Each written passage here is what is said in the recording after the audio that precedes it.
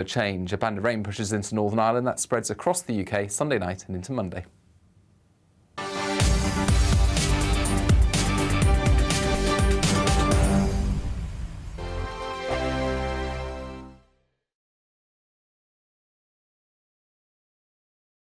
Monday to Thursday nights on GB News. At 6, it's Dewbs & Co. 7 o'clock, Farage. At 8, join Jacob Rees-Mogg. And at 9, Dan Wootton Tonight, followed by headliners. On TV, radio and online. This is GB News. First and foremost, I am a GB News fan, and I was before I was working here. Just love the fact that we're asking the questions that a lot of establishment media won't ask. With a bit of a twist, we not only want to inform you, but we want to keep you entertained. It's worth the drive because you get in and the team's all ready and waiting, they're itching to go, and it's a proper little family. GB News is the people's channel. It's the audience that makes the programme sing. We're giving our viewers and our listeners a voice. I see the thousands of your letters, tweets, emails, you name it, coming in. Britain is broken. How on earth did we get into this mess? But more importantly, how do we get out of it? The establishment had their chance. Now we're here to represent you. It's time for something different. It's time for GB News. I'm very patriotic. I believe in Britain. Our best days lie ahead. Britain's watching. Britain's watching. Join us here on GB News. The people's channel. Britain's news channel. Join me, Patrick Christie's, Monday to Friday, 3 till 6. We tackle the day's news agenda like you've never seen before. It's high tempo, high octane, the most controversial topics, and the best guests. You will not be able to take your eyes and ears off it. I'm not afraid to ask the questions that you really want answered. 3 till 6 p.m, Monday to Friday on GB News, the People's Channel, Britain's news channel. GB News has its own late-night paper preview show, Headliners, where comedians take you through the next day's top news stories. You don't have to bother reading the newspaper, we've got it covered for you. Headliners, every night at 11 p.m, and repeated every morning at 5 a.m. We won't send you to sleep like some of the other paper review shows out there. GB News, the People's Channel, Britain's news channel. Join me, Camilla Tominey, on Sunday mornings from 9:30, taking the politicians to task and breaking out of SW1 to see how their decisions are affecting you across the UK. Bursting the Westminster bubble every Sunday morning, only on GB News, the People's Channel. Britain's watching. I'm Michael Portillo. Join me on GB News on a Sunday morning for topical discussion, debate, arts and culture, and sometimes even some ethical dilemmas. I don't always agree with you, Michael. Michael Portillo, Sundays on GB News, the People's Channel, Britain's news channel. I'm Andrew Doyle. Join me at 7 o'clock every Sunday night for Free Speech Nation, the show where I tackle the week's biggest stories in politics and current affairs with the help of my 2 comedian panellists and a variety of special guests. Free Speech Nation, Sunday nights from 7 on GB News, the People's Channel, Britain's news channel.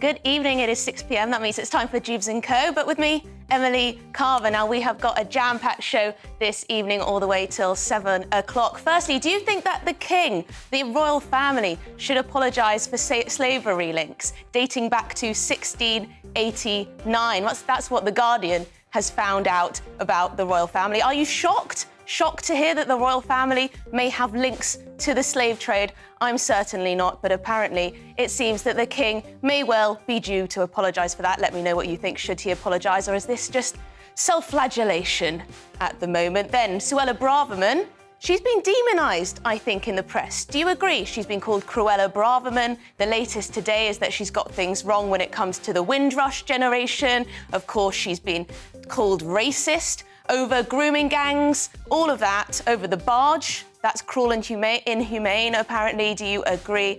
Then, should we scrap green levies to reduce our energy costs? Our energy bills continue to be extortionate. Apparently, we've got some of the highest levies on our bills out of any EU country. Should we just go ahead and scrap them just to reduce our bills, even if it is only by a small amount? We'll be getting stuck into that. And then finally, child benefit. Should we scrap the 2-child limit? At the moment, you can only have child benefit for your first 2 children, But we want more babies, don't we, in this country? So should we scrap that limit and allow people to have unlimited benefits for unlimited children? Let me know what you think. All of that to come. But first, let's get the news headlines with Polly.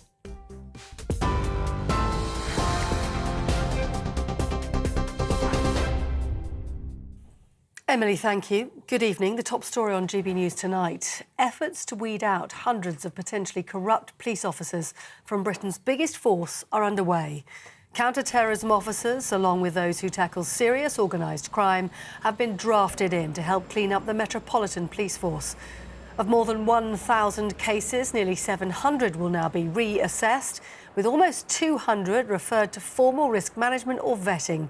Former senior investigating officer at the Met, Simon Harding, says vetting should be an absolute priority.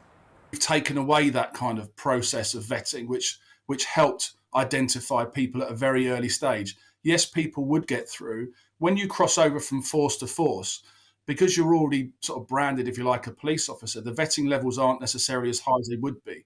So, and that can cause a problem. But the intelligence that comes with that person should follow them, obviously, and you should be able to see that. But, you know, I still think there's, and I think everyone does, the level of vetting needs to be much, much stronger. Police in Northern Ireland are warning their officers could be targeted by dissidents in Londonderry on Easter Monday. That's after MI5 raised the terrorism threat level in the country to severe following the shooting of senior detective John Caldwell. Assistant Chief Constable Bobby Singleton says the service has received strong intelligence that attacks are being planned. Our police officers and some police staff had already been subject to leave restrictions for this period in anticipation of what might have happened.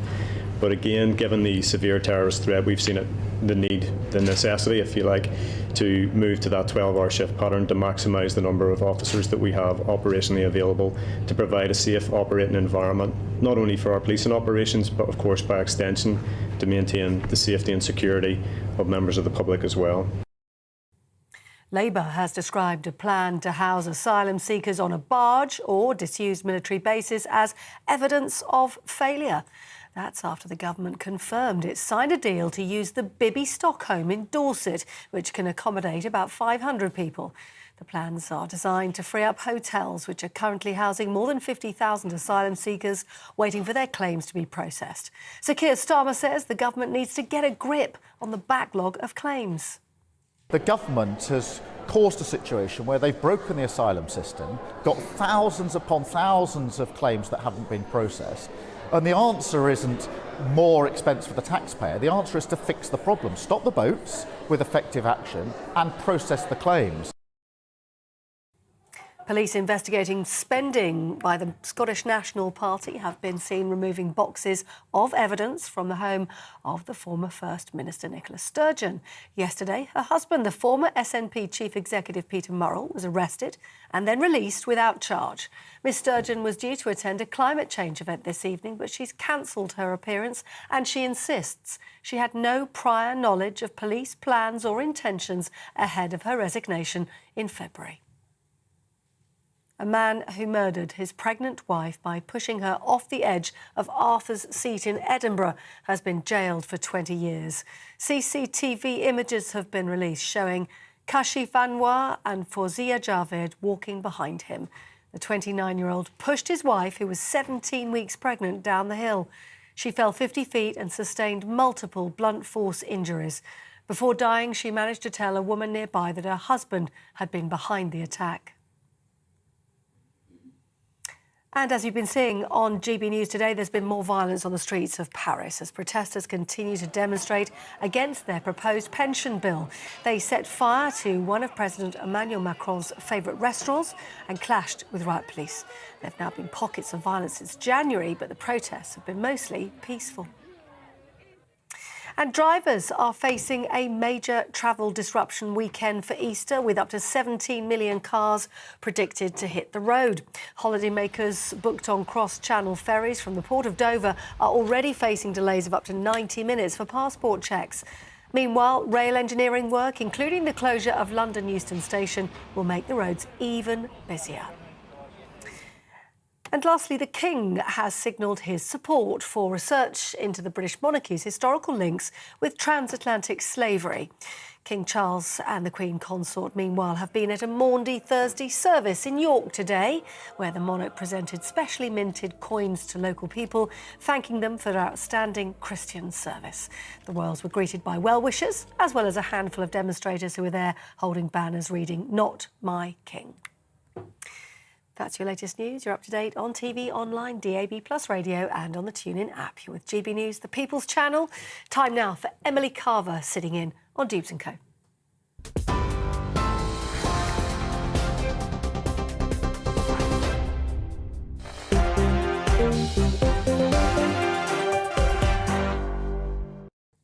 Thank you, Polly. Welcome back to Dewbs & Co with me, Emily Carver. Now joining me until 7, my wonderful panel, Daniel Moylan, who is a Conservative peer in the House of Lords, of course, and Kevin Craig, CEO of PLMR Communication. Now, you can get in touch with us throughout the show. Let us know what you think about all the topics I set out just before. Firstly, do you think King Charles should apologise for the royal family's links to the slave trade? It does seem like British institutions are constantly being asked to apologise for one thing or another, and it seems to be slavery is what's going on at the moment. Then, Suella Braverman, has she been unfairly demonised, or do you think she is a bit cruel? Is she Cruella Braverman, or is that all a bit over the top? And green levies on energy bills. I'm sure you've got a lot of opinions on that. Should we just scrap them to bring down the costs? They are particularly extortionate at the moment, as we know. And is it time to scrap the 2-child limit on benefits? I've got lots of emails already coming through on that one. Some people didn't even know there was a 2-child limit, but they are in favour of it, in theory. So we will see what my panel think about that one. I'm very interested to know indeed, but do get in touch, gbviews at gbnews.uk or on Twitter at gbnews. So yes, first up, King Charles. He's, for the first time, signalled his support for research into the British monarchy's historical links with slave trade.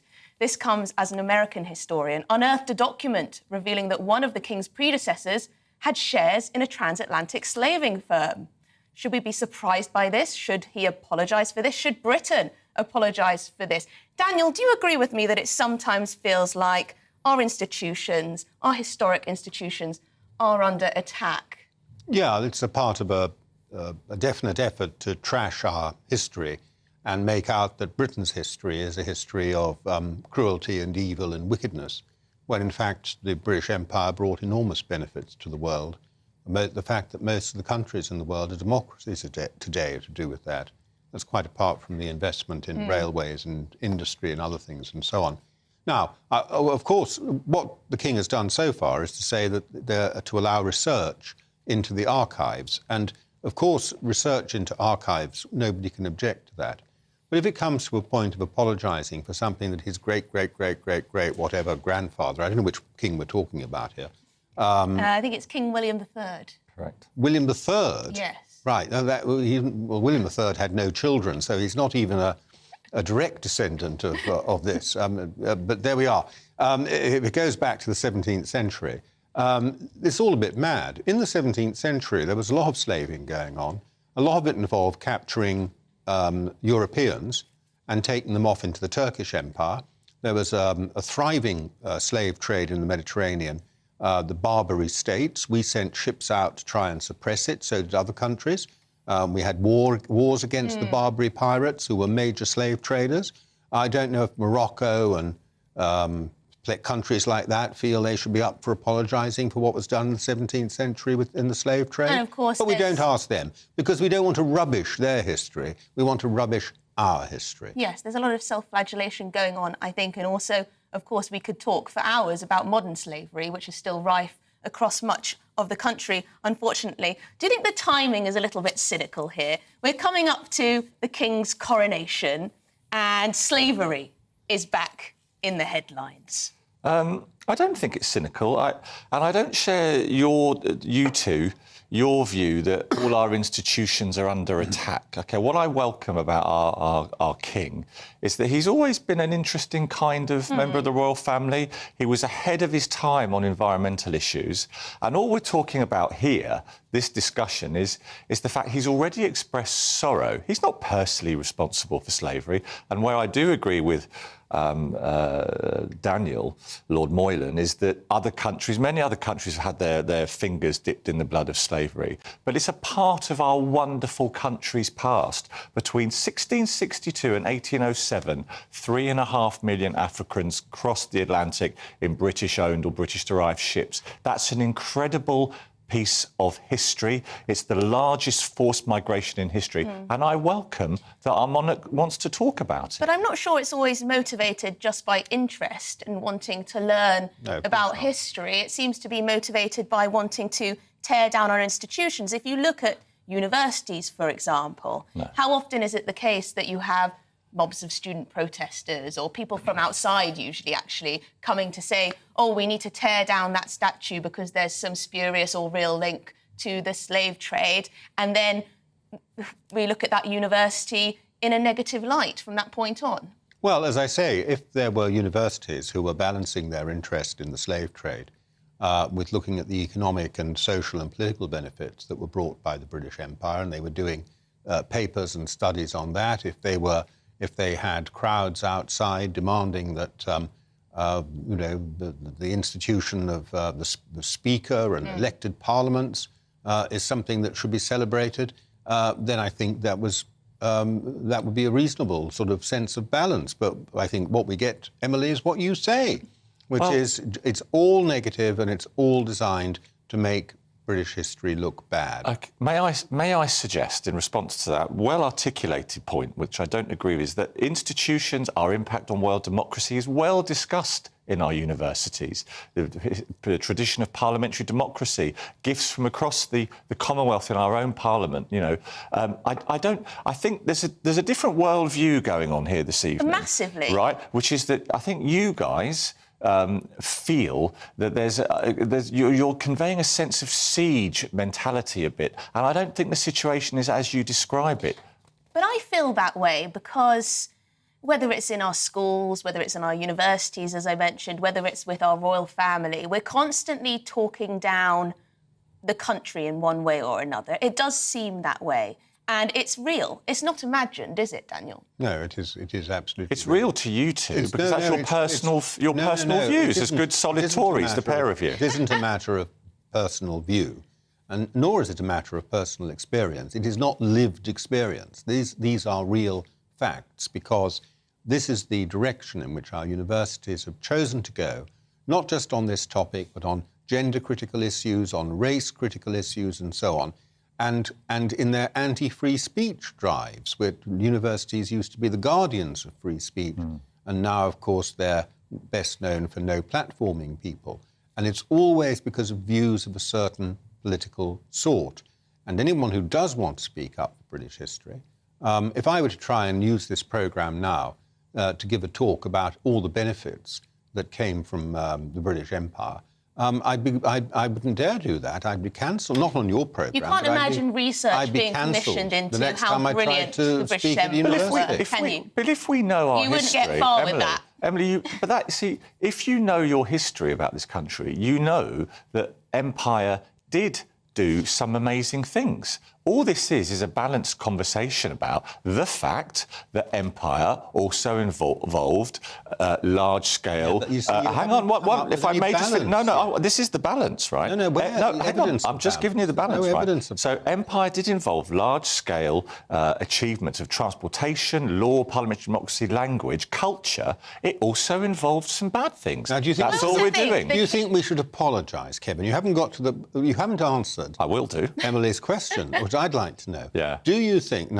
I'm taking you now as a representative of the Labour Party... and a proud British citizen. And a proud British citizen. Yeah. Do you think we should go down on our knees, led by our monarch, and apologise for what happened in the 17th century? No. I think specifically, I don't. I am entirely happy if my king says he is sorry about what happened in the past. I think the problem is Isn't that all right, Emily? It never seems to be enough for campaign groups or historians or professors or protesters or the left, essentially. The imaginary horse of... OK, I apologise for slavery, so then they dig something else up. then they dig something else up, then they complain about a statue, oh, then it's the curriculum that needs to be decolonised, oh, then we shouldn't have a royal family at all. These people don't want the royal family to exist. The Guardian, who are investigating the royal family, have an agenda. It's clear they have an agenda. They want the royal family to cease to exist, probably. And they didn't dare do it when the Queen was alive.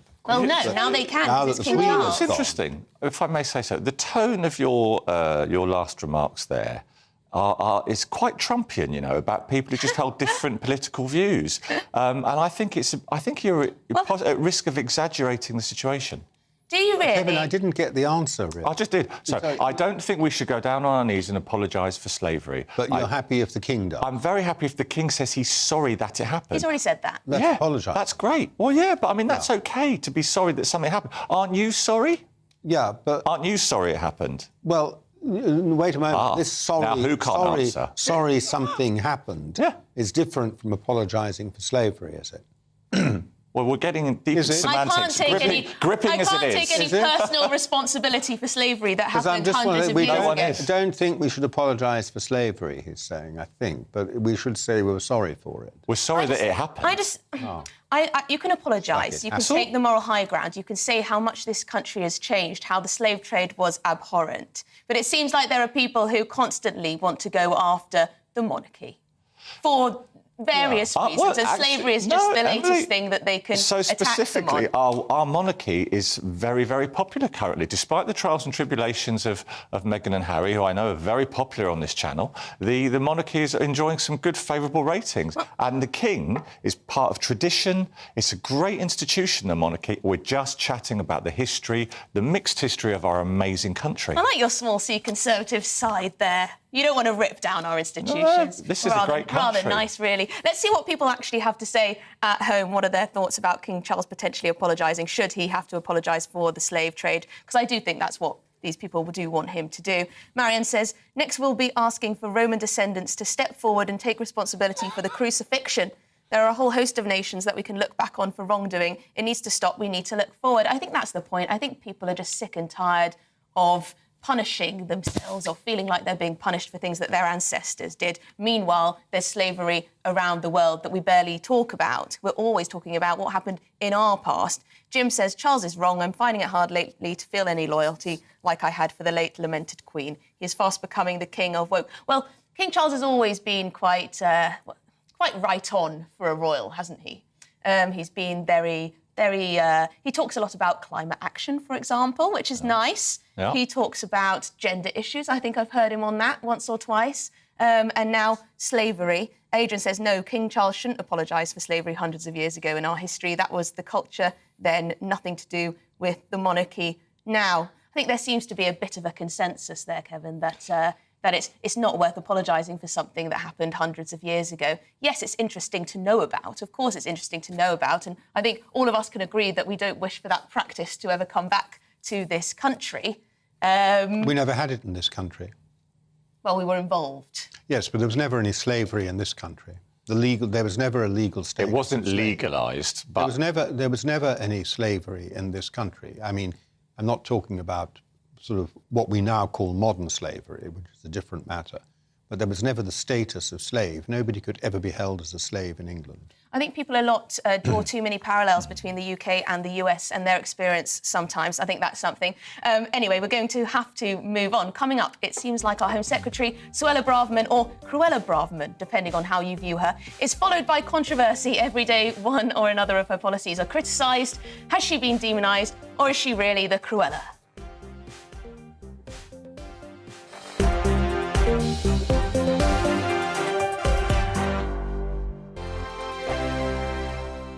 It's all about family, being in people's living rooms, all the interaction and getting to know who our viewers and listeners are. When I was young, my dad used to say, Nana, stop arguing. I wanted an outlet that would enable me to give my opinion. People are going through a really hard time right now, and I know that you don't feel like you're being listened to by the establishment. I came to GB News because it's the People's Channel, and I want the audience to have their say on the events of the day. We're dynamic. We do something different. Democracy shows that the wisdom of the nation is in its people. I get to travel to find out what the story is from a personal perspective. The British people aren't fools. We know when we're not being told the full story. We've got to work out how Britain moves forward from this. Is the best country in the world. The establishment had their chance. Now we're here to represent your views. Britain's watching. Britain's watching. Britain's watching. We're proud to be GB News. The People's Channel. Britain's news channel. Hello, I'm Michelle Dewberry, and you can join me every weekday 6 till 7 on Dewbs & Co. You're an inspiration to us all. Clip that bit up. Well, you are. That's my ringtone. My political ambitions are, those days are gone, I can tell you. She's only teasing. Go on. He's probably going to want to lay down now. I'll give him 2 minutes to have one. Let's respectfully disagree. That's what we like on Dewbs & Co. Come and join us. GB News, the People's Channel. Michelle Dewberry, weekday evenings at 6 o'clock. Start the day with GB News. We catch up on all the big stories you didn't hear the night before. And take a look at what the world's talking about this morning. That's right, Monday to Thursdays from 6 o'clock. It's Breakfast with Eamon and Isabel. Straight after breakfast, join us, Bev Turner and Andrew Pearce. We're going to take you through till noon. We'll be tackling the big topics of the day, including the things that the other channels just won't talk about. If it's happening here. Wake up to mornings on GB News, the People's Channel. Britain's news channel. I'm Simon Evans. Join me on GB News for Headliners at 11 p.m. What's the scoop? I'll be joined by 2 of the country's top comedians. That's right. As we take a look at tomorrow's newspapers tonight. We're going to get into trouble. If it's a big story, we'll be covering it. Spill some tea on him. There we go. But we'll also have some fun. I wouldn't stick up a bank. My father didn't love me. So anyway. Headliners every night from 11 on GB News, the People's Channel, Britain's news channel. We've got a brand new lineup every Saturday night on GB News. From 6 p.m, I'll give you my unique take on the world today. Then at 7, it's me, Calvin Robinson, with my Common Sense Crusade. New to GB News is the Saturday 5. 5 times the opinion. Join us every Saturday from 8 p.m. as we debate the week's stories. With us 4, plus a special guest. And at 9, of course, it's Mark Dolan Tonight. Brand new Saturday nights on GB News, Britain's news channel.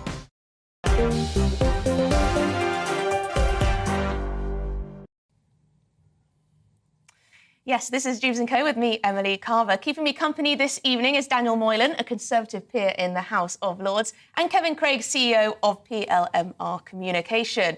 Right, we were talking about King Charles, whether he should apologise for slavery links dating back to the 17th century. But now on to Suella Braverman.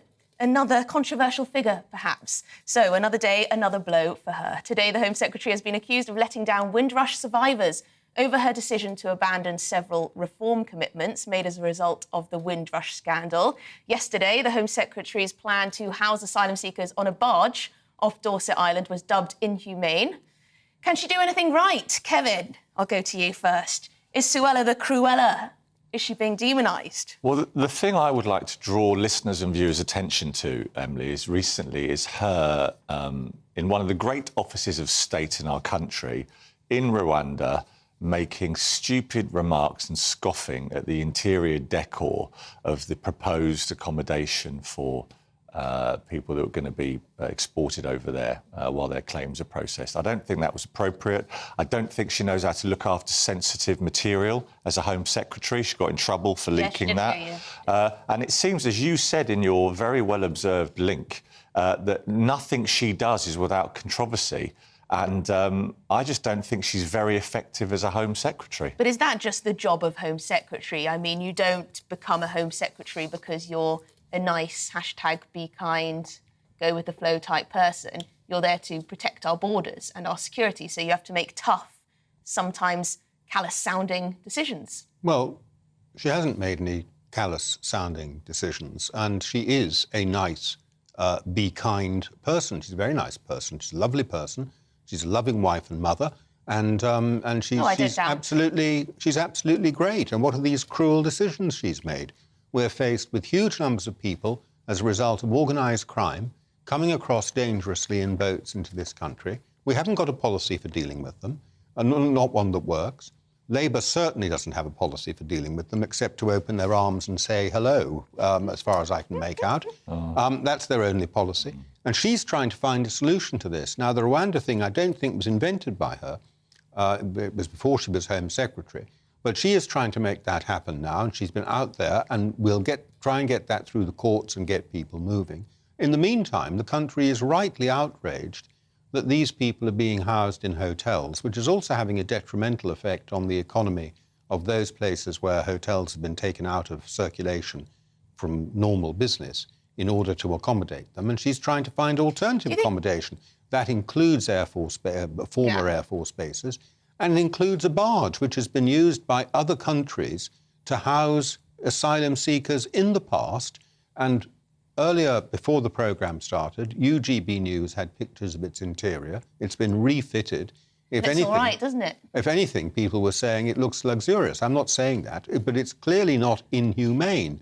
So for heaven's sake, what are we talking about? This is definitely an attempt to demonise her, because the left don't like the fact that what she's doing is popular. Well, yes.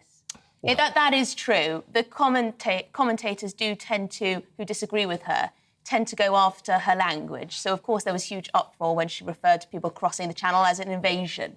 There was huge uproar when she called a spade when it comes to the grooming gang scandal. People were calling her racist, which is quite remarkable. Some people calling her a gatekeeper, as if she's the respectable face of the Tory party because she happens to be of an ethnic minority, so she can get away with doing harsh policies, making harsh policies. This is actually can be seen as a little bit racist in a way, to say, oh, she can't possibly actually believe that stuff. Well, I don't know who, again, Emily, you're talking about. If I can speak for sensible majority, I think, opinion, which is... See if you can. Suella Braverman. No, not Islington, Daniel, thank you for that. It's... this story is triggered by, just to remind listeners and viewers, the Windrush report, right? The Home Office, a few years ago, sent out a load of communications to people who come over from the West Indies, right, after the Second World War, and they'd made their lives here, they're British citizens, and it said, you're leaving, we're deporting you, right? Yeah. Caused a load of grief, distress, really, really big stuff. A Conservative government, let us not forget that the Conservative Party has been in charge for 13 years, and this is what, nothing's been done on this issue of asylum and immigration. A Conservative government approved a report, and now Suella has said she's reversed that decision, and there are 2 or 3 items out of 30 that she doesn't want to put forward. Yeah, she's 2 or 3. Right. So it's just another instance where a Conservative Home Secretary before said it's fine, we're going to really make sure the Home Office is thinking about how it talks and writes to citizens who've made their lives in the Caribbean. She said she's gone against it. But perhaps she'd have scrutinised it a little more if she was advised to accept most of the recommendations, but not all. We don't know whether she had, nasty intentions. I sincerely think that is not true. Well, you are very kind to her, Emily. Why would she say, I want to upset the Windrush community? Why would I wish to do that? First of all, the Windrush scandal happened a very long time ago, before any of this generation of politicians was actually active, and it happened under Labour and Conservative governments. That's the first thing to say. And it shouldn't have happened.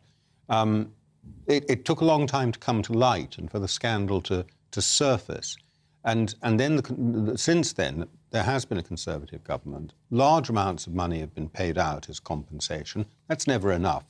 For financial compensation, of course, is not everything in life, but large amounts have been paid out in financial compensation. And a report has been done with 30 recommendations. 2 minor bureaucratic recommendations she's ditching because, rather than have more bureaucracy. But a group has decided to take her to court. Our courts are open to everyone who wants to make an argument, it seems. They've decided to take her to court, and we'll find out what the court says about it. Well, that's how it's become headline news. But the government can't say, I'm going to accept every recommendation in the report every time. It's become a headline news because one group, called the Black Equity Group, I believe, Black Equity Organisation, has decided they're not happy with this. Well, look, the great thing then suddenly it's, Suella is back in the headlines for being nasty. How representative Black Exactly. No, but of anybody, let alone the Windrush. No, but I think it's fair to say our current Home Secretary, this is not the first time she's run into issues. And the great thing about this country is you can challenge a government decision in the courts. It happened under Labour governments, it's happened under the last 13 years, and we'll see what comes out of it. But the fact remains that it sounds like we don't agree. I don't think she's a particularly effective Home Secretary. But you do, Emily and Daniel. I think it's very difficult because she finds herself hamstrung, doesn't she, quite a lot of the time, whether it's the courts saying that she can't fly her planes to Rwanda, or whether it's over the illegal immigration bill that she'll have trouble getting through both houses. It's very difficult. Well, she'll have trouble getting it through the Lords, I imagine. Not through, because the Lords is full of Blairites and... So you won't be rebelling on that one, though, will you? So on. You won't be. You'll be solid on that one. I shall be supporting the illegal migration bill, yes, because I think we need stronger measures to stop people coming here as a result of... The thing is, Kevin, you're a bit out of touch on this, actually, because the majority of the public do support the government's approach. They don't believe that it will be effective or done, but they do support the approach. Well, and they're not all, cruel, nasty... No, but he thinks they are. I don't. He thinks they are. No, listen, it's not wrong to want your country's borders protected. It's not wrong to think that this country can't have an unlimited number of people coming in. But hang on a minute. Currently, immigration officers in the Home Office are processing 4 claims a week, when in the old days they used to do 13. And we're all talking like this problem started yesterday. 13 years. Your guys have had to sort this out. Processing the claims isn't going to stop people coming. But it's a huge part of the problem. The backbone is why these bars... Isn't it? No, it isn't part of the problem at all. Just quickly... It isn't part of the problem. The problem is stopping people from coming. And there needs to be a deterrent for that. And because we can't because the French are happy to let them come over, basically. They don't do anything unless they're paid.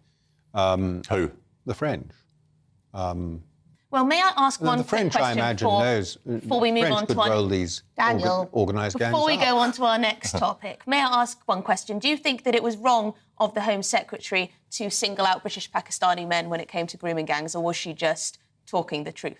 At that time, she was just characterising that in those cases, that was absolutely fine. She characterised that in those, when that was reported, it was, I think, exclusively British Pakistani men, as it would be absolutely fine for her last night or 2 nights ago to say that this latest issue in Walsall is predominantly white British origin. That's just talking about stuff. We shouldn't shy away from describing facts. Well, I like that, because so many people on the left jumped on it, started saying she was being racist, demonising, we've used that word a lot, but demonising British Pakistani men, painting them all with the same brush. But, you've got to be accurate. Well, one of the problems with these gangs has been, as we know, oversensitivity to confront racial issues allowed the scandal to continue much longer than it should have done. Yeah. And we know that. So we've got to get our heads round that being oversensitive about these issues can cause real suffering to vulnerable people, in this case, children. And unless we realise that, they'll carry on suffering. And they could be not necessarily sexual abuse. There'll be other things that come up which we haven't thought of yet, where we might be too nervous to address the facts because of this clamping down on free speech the whole time, and this sensitivity about race and gender issues being peddled by our universities and utilised by the Labour Party in order to try and demonise people. I can't disagree with that. We'll be coming to your... What a surprise! I don't always agree with Daniel. Perhaps we'll disagree on green levies. Who knows? Maybe we will. Maybe we'll disagree on net zero. I could be an eco-activist, for all you know. Yes. I grow my own vegetables. Anyway, coming up, let me know what you think about that last conversation and also about green levies. We'll be coming to your views very soon. Coming up, Britain has some of Europe's highest energy bills. Experts say that our focus on net zero targets is partly to blame. Some experts say that. So, should we scrap green levies to reduce energy bills? We'll get stuck into that.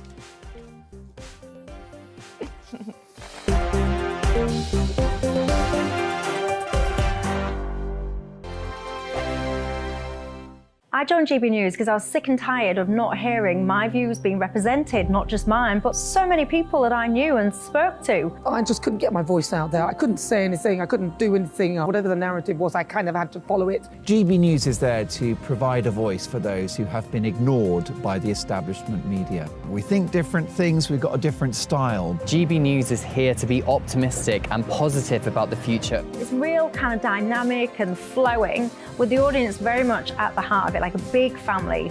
Here at GB News, we talk about the things that matter to you. Hearing the voices from right across our towns and cities, especially our towns. All sides of the argument represented with a heavy dose of opinion. We're on a mission here to make a difference. And the GB News family really is here for you, and whatever time of day you can watch or listen. Britain's watching. Britain's watching. We're proud to be GB News. The People's Channel. Britain's news channel. Westminster is going around in ever-decreasing circles, followed by the media. Britain is broken. How on earth did we get into this mess? But more importantly, how do we get out of it? Join me at 7 p.m, Mondays to Thursdays on Farage, here on GB News. We will have open, rational debate. We've got to work out how Britain moves forward from this. Join us here on GB News, the People's Channel. Britain is watching. You've probably seen politicians interviewed 1,000 times, but we do it differently. We find out who they really are, we don't shout, we chat, and hopefully we bring a bit of light, not just heat. Did you know Kate Moss? Apparently. Do you have a pair of jeans or a pair of jeans? No, of course I don't. What would I do with them? My friends are like, oh my God, what's she doing now? Join me every Sunday at 6 for Gloria Meets, only on GB News, the People's Channel, Britain's news channel. I'm Jacob Rees-Mogg, the Member of Parliament for North East Somerset and a former government minister. For years, I've walked the corridors of power in both Westminster and the City of London. I campaigned in the largest democratic vote in our island story. I know this country has so much to be proud of. We need to have the arguments, the discussions on how we make it better. The wisdom of the nation is in its people. Vox Populi, Vox Dei. That's why I'm joining the People's Channel. Join me Monday to Thursday at 8 p.m. on GB News, Britain's news channel. I'm Mark White. As GB News Home and Security Editor, I cover those key issues that are so important to you. Our authorities, our communities doing all they can to combat violent crime. With the public services under unbearable strain, why are we still failing to control our borders? Defence, the first priority of any government, has been continually hollowed out. Can we trust our politicians to protect the armed forces? Join me, Mark White, on GB News.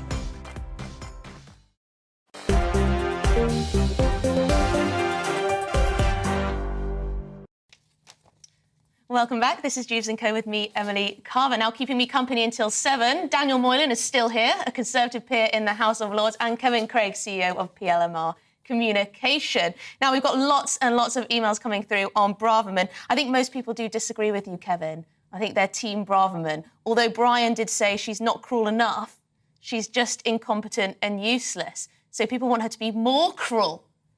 Well, we shall see. David says, support Braverman. Terry has said about the barge, the vessel was designed as accommodation for people working in construction.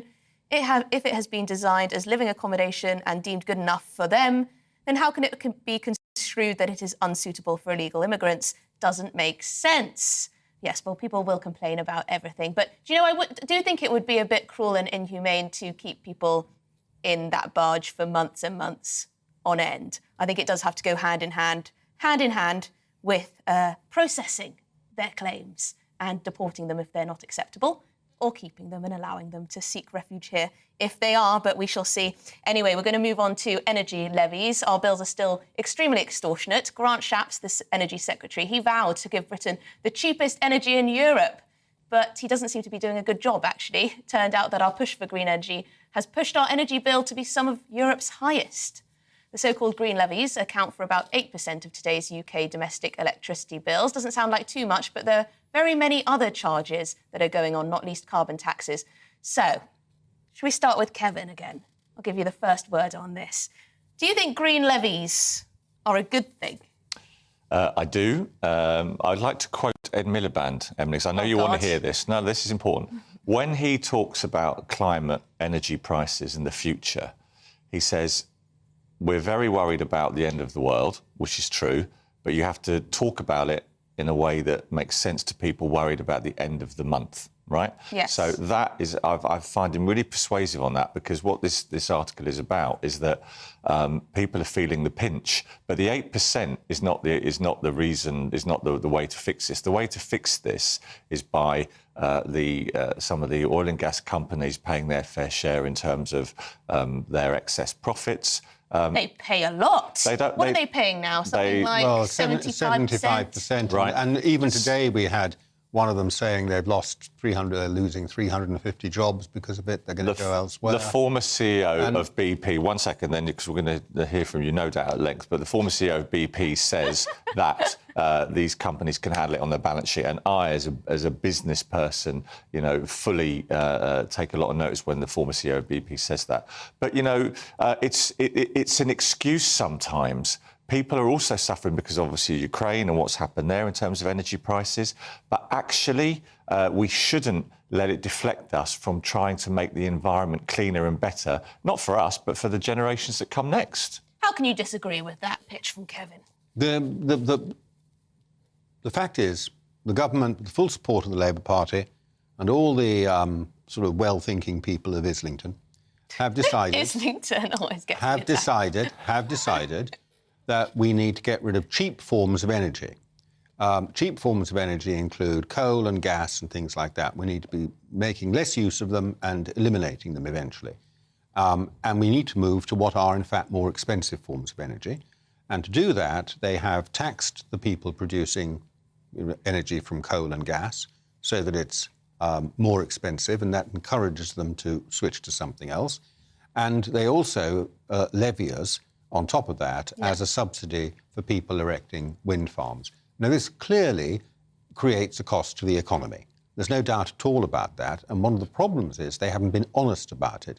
They've talked in terms of a great green future in which we're going to boom, and with lots and lots of good green jobs, whatever that means. Yes. But in fact, that isn't what it's producing. They haven't acknowledged the costs. Now people are feeling the costs in their pocket. It is the end of the month that matters because, frankly, we are not facing the end of the world. Nobody's suggesting we're facing the end of the world. It is not that bad, even if there is a climate crisis. Don't give us this alarmist But Phoebe Plummer, Just Stop Oil eco-activist with pink hair, told me that millions will die and we'll all be fighting over the last loaf in Lidl. Which then she said, I'm not a scientist, didn't she, Jacob Rees-Mogg? And she comes from Islington too, doesn't she? Does she really? So. Well, that doesn't surprise me, but not all Islingtons. So that's what they've done, and they're not being honest about it. And they're not being honest about the fact that even the wind farms, when they produce cheap electricity, which, of course, once you've built them, the marginal cost is quite small. Yeah. Even they have to be backed up to be sustainable with huge battery farms or water pumps masquerading with basically hydroelectric dams, which nobody has actually costed in, and nobody has thought about the environmental consequences. But people are always banging on about how renewables are way cheaper than gas, coal, etc., etc. They're not. They're not cheaper. They're not cheaper. Well, the marginal cost of something that blows for, say, 6 hours a day, whatever it might, turns for 6 hours a day, the marginal cost of that might be quite low, but the total cost of what you have to pay when it's not blowing for 6 hours a day to keep it going, all the excess electricity that's got to be produced to charge those batteries, plus the construction costs, why would they need subsidies if they were so cheap? They'd be raking it in, wouldn't they? They're only doing it because they're being subsidised. Well, let's see what you at home are saying. Michael says, Emily, green levies should have been cut as soon as we departed the EU. I was under the impression that both the green levies and VAT would be removed once we had left. Unfortunately, neither have been removed. I can't remember if that was a Brexit promise.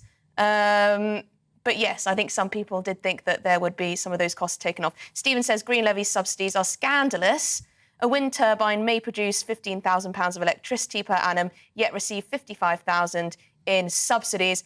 how does that work? We are subsidising to the hilt some of these technologies, and it also does oil and gas, Emily. Huge subsidies to oil and gas companies for research. There is huge tax breaks then. Huge tax breaks. Sorry to interrupt. Oh, I see. That's what I meant to say. Right, correction. Huge tax. No, but they do call them subsidies. They call the tax break subsidies, which is a funny way of using words, isn't it? It's like saying taxing you less is a giveaway. Isn't it? But as I explained on a previous programme, and Kevin's bits needs reminding, he doesn't always pay attention. Do you find that condescending? Slightly, but when people get into the House of Lords, Emily, what happens is they used to be down to earth, and then they get in there on the red benches and they start talking down to people. Daniel, pompous. It's bad, it's a shame. The way in which oil and gas works, and has always worked since we discovered oil and gas in the North Sea, the way in which it works is that you have huge upfront costs that you have to invest in the hope of profit in the future, and then you get the tax break on the upfront costs spread over the future earnings.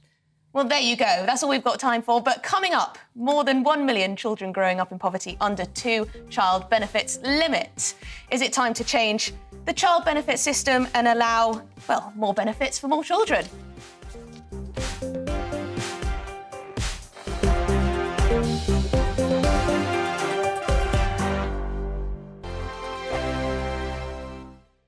Monday to Thursday nights on GB News. At 6, it's Dewbs & Co. 7 o'clock, Farage. At 8, join Jacob Rees-Mogg. And at 9, Dan Wootton Tonight, followed by headliners on TV, radio and online. This is GB News. First and foremost, I am a GB News fan, and I was before I was working here. Just love the fact that we're asking the questions that a lot of establishment media won't ask. With a bit of a twist, we not only want to inform you, but we want to keep you entertained. It's worth the drive because you get in and the team's all ready and waiting, they're itching to go, and it's a proper little family. GB News is the People's Channel. It's the audience that makes the programme sing. We're giving our viewers and our listeners a voice. I see the thousands of your letters, tweets, emails, you name it, coming in. Britain is broken. How on earth did we get into this mess? But more importantly, how do we get out of it? The establishment had their chance. Now we're here to represent you. It's time for something different. It's time for GB News. I'm very patriotic. I believe in Britain. Our best days lie ahead. Britain's watching. Britain's watching. Join us here on GB News. The People's Channel. Britain's news channel. Join me, Patrick Christie's, Monday to Friday, 3 till 6. We tackle the day's news agenda like you've never seen before. It's high tempo, high octane, the most controversial topics, and the best guests. You will not be able to take your eyes and ears off it. I'm not afraid to ask the questions that you really want answered. 3 till 6 p.m, Monday to Friday on GB News, the People's Channel, Britain's news channel.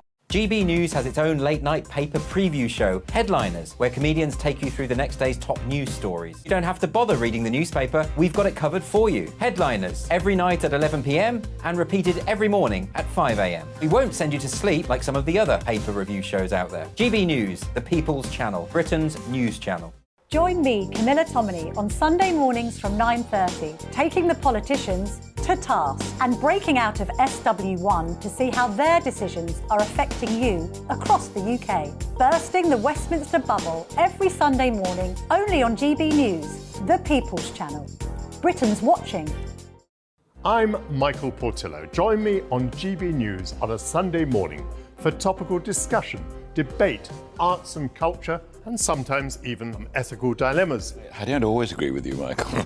Michael Portillo, Sundays on GB News, the People's Channel, Britain's news channel. I'm Andrew Doyle. Join me at 7 o'clock every Sunday night for Free Speech Nation, the show where I tackle the week's biggest stories in politics and current affairs with the help of my 2 comedian panellists and a variety of special guests. Free Speech Nation, Sunday nights from 7 on GB News, the People's Channel, Britain's news channel.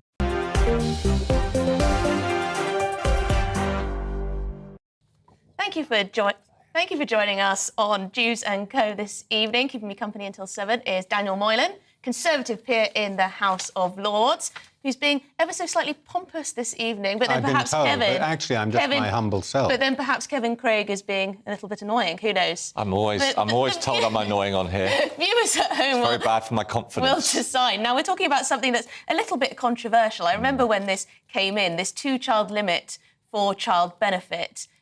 One campaign group, a child poverty campaign group, has called it the nastiest of policies, saying that more than 1 million children are now growing up in poverty because of it, because of that limit. So if you have a third child, you don't get any money in terms of child benefit from the state.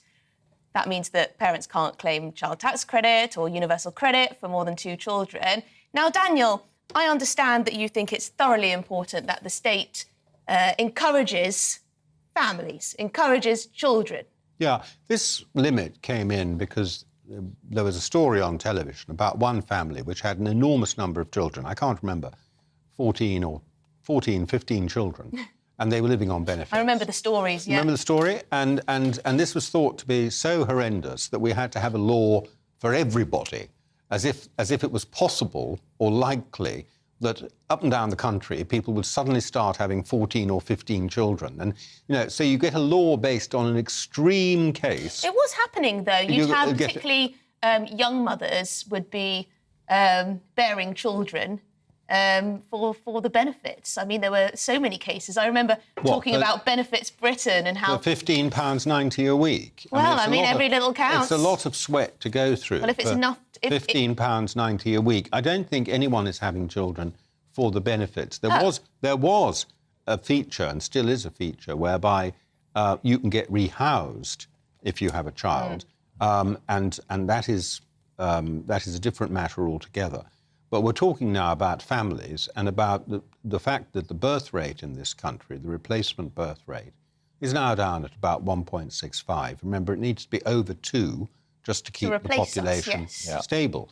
And it's now down to about 1.65. It won't be very long before we're talking about whose primary school we're going to But sorry close. to interrupt you, but Kevin, didn't Daniel contradict himself there slightly, saying that it's not enough to encourage you to have a child, but then we should have it anyway? We should have the extra benefit for your third child, fourth, fifth, sixth, whatever.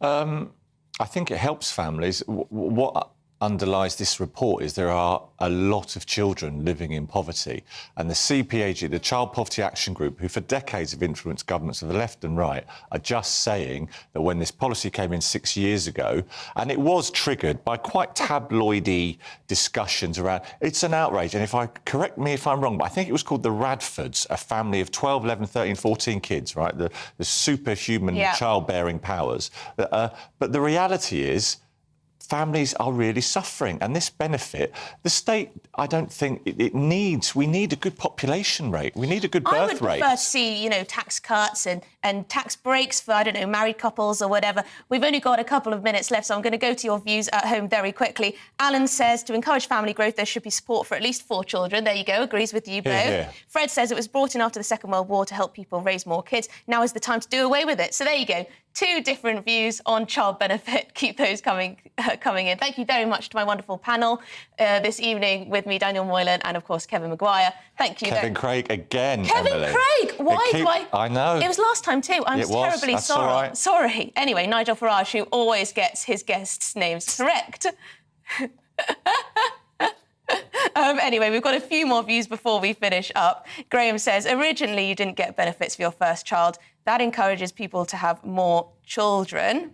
Not sure I understand that one. Roy says UK is overpopulated already, increased by 12 million since 2000, and we can't house, offer healthcare, education or anything else. Yes, but people aren't having enough children. I really do think that is the case, remains the case. Daniel's very sure that is the issue. We need to be you might have too many people now, but if you don't actually start having children, you'll just become a country of immigration. There won't be any British people left. There won't be... Or you'll just see everything fall off a cliff. Well, yes, we need to be breeding ourselves. It takes a long time for children to mature into adults and need houses. Well, on that note, that is actually all we've got time for this evening. Thank you very much indeed, Nigel Farage. It's coming up in just one moment. Hello again, it's Aidan McGivern here from the Met Office. A fine start to this long weekend. Showers on Thursday, easing to warm sunny spells for Friday, Saturday and into Sunday, but some rain comes along Sunday night and into Easter Monday. But for the time being, weather systems are clearing away. Showers easing on Thursday evening and a ridge of high pressure building across the UK lead us into that fine weekend. So Thursday evening, a few showers remaining into the east, but they disappear eventually. Rain taking a bit longer to clear from Shetland, I think, but even here it does disappear by dawn. A lot of cloud remaining in the North Sea. That will affect the east at times through the weekend. Otherwise, it's lengthy clear spells. A touch of frost to begin things on Friday morning, but actually some mist patches as well. And once the sun gets to work, those mist patches will lift, temperatures will rise, and by the end of the morning, most places are going to be with warm, sunny spells. One exception, the east coast, where there will be some mist and low cloud returning during Friday afternoon. That will keep temperatures held back, 11, 10 Celsius on the North Sea coast. But where we've got the sunny spells elsewhere, 15 or 16 Celsius entirely possible. Some fair weather cloud will bubble up, especially across, say, the hills of Wales, parts of Northern Ireland as well. Otherwise, for most, it's a fine day on Friday and another decent day on Saturday as well. Again, some mist and low cloud into the east coast, and we'll wake up to that on Saturday morning, I think. We'll keep things frost-free here, but a frost likely elsewhere where we've got those lengthy clear spells overnight. Some fog patches first thing once again. However, Saturday is looking like a cracking day. Plenty of sunshine up and down the country. Again, a bit of an exception there for the North Sea coast. Some mist and low cloud at times. Breeze from the North Sea will make it feel cool here.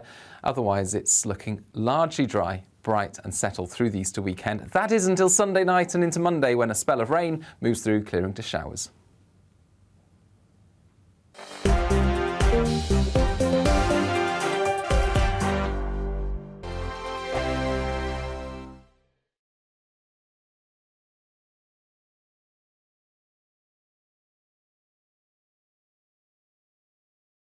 It's all about family, being in people's living rooms, all the interaction and getting to know who our viewers and listeners are. When I was young, my dad used to say, Nana, stop arguing. I wanted an outlet that would enable me to give my opinion. People are going through a really hard time right now, and I know that you don't feel like you're being listened to by the establishment. I came to GB News because it's the People's Channel, and I want the audience to have their say on the events of the day. We're dynamic. We do something different. Democracy shows that the wisdom of the nation is in its people. I get to travel to find out what the story is from a personal perspective. The British people aren't fools. We know when we're not being told the full story. We've got to work out how Britain moves forward from this. It's the best country in the world. The establishment had their chance. Now we're here to represent your views. Britain's watching. Britain's watching. Britain's watching.